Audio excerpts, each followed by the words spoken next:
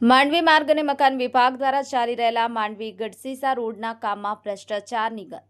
માંડવી માર્ગ અને મકાન વિભાગના હસ્તના માંડવીથી ગઢસીસા જતા માર્ગનું કરોડો રૂપિયાનું ખર્ચ કરી અને આ રસ્તાનું કામ ચાલી રહ્યું છે, પરંતુ ડોણ ગામના આગેવાન રફીકભાઈ રાયમાને આ કામમાં ભ્રષ્ટાચાર થઈ રહ્યા હોવાના આક્ષેપ કરી તંત્રને જાગૃત થવા અપીલ કરી છે।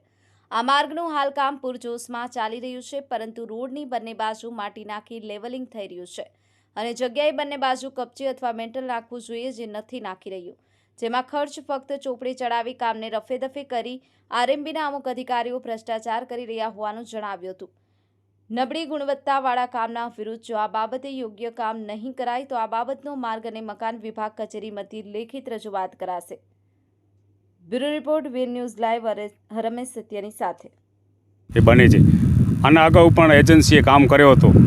એ કામ એવો સારો કર્યો હતો કે લગભગ 7 વર્ષ સુધી આ ક્યાં રોડ તૂટ્યો નહોતો ને હમણાંની જે એજન્સી કામ કરે છે એ મોટા પાયે ભ્રષ્ટાચાર લાગે છે, કારણ કે હમણાં જેવો નબળો રોડ બનાવ્યો છે ને તમે જોઈ શકો છો કે આ રોડ છે એની પટરી નિયમ પ્રમાણે પટરીમાં મેટલ નાખવી પડે, મેટલ પછી મોરમ માટી નાખવી પડે। આ જોઈ શકો છો કે અહીંયાથી માટી ઉપાડી નાખે છે ને કોઈ મેટલ રાખતા નથી ને કાલે વરસાદ પડશે ને કોઈ એક્સિડન્ટ થશે, મોટી ગાડીઓ જશે, એમનું એક્સિડન્ટ થવાનું જ છે, કારણ કે આ ભ્રષ્ટાચાર થઈ રહ્યો છે।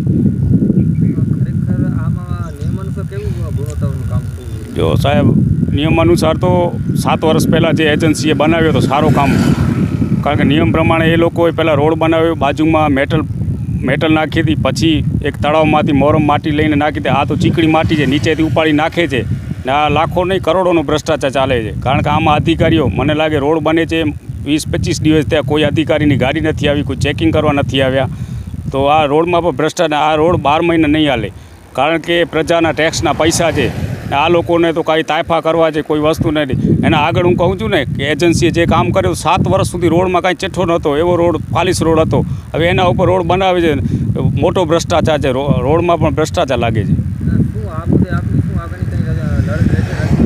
મારી તો રજૂઆત અધિકારી સાહેબશ્રીને છે કે સાહેબ મેટલ નાખો આના ઉપર, નિયમ પ્રમાણે મેટલ નાખો, મેટલ પછી મોરમ માટી નાખો, આ ખાડા ખોદીને તમે રાખો છો, એક્સિડન્ટ થશે, કોઈ ગાડી સ્લીપ થશે તો એને ડબલ નુકસાન થશે, ગાડી પલટી મારી જશે, અહીંયાથી જ ખાડો કરીને તમે કરો છો।